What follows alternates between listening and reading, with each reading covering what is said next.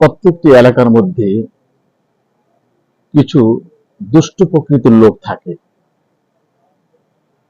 হয়তো তারা মা বাবার অভিশপ্ত সন্তান, না হয় এলাকাবাসীর অভিশপ্ত।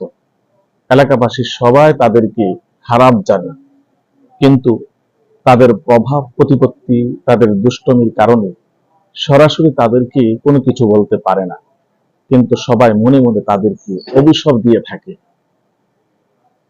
এমন কিছু দুষ্ট প্রকৃতির লোক প্রত্যেকটি এলাকার মধ্যে আছে।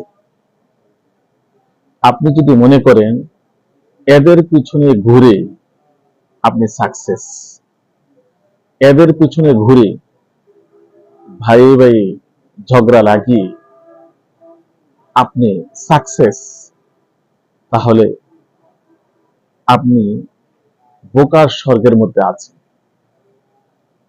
কারণ বাহ্যিকভাবে আপনি সাকসেস নয়, বরং আপনি নিজেকে এদের পিছনে ঘুরে ধ্বংসের দিকে ফেলে দিচ্ছেন।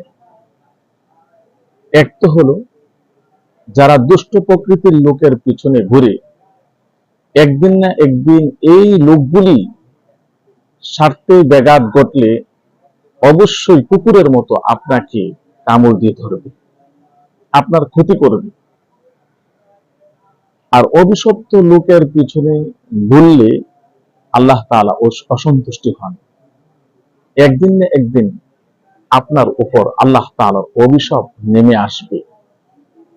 আর এসব লোকের পিছনে ঘুরে কেউ কোনোদিন সাকসেস হতে পারেনি, বরং ব্যর্থ হয়েছে, ধ্বংস হয়েছে।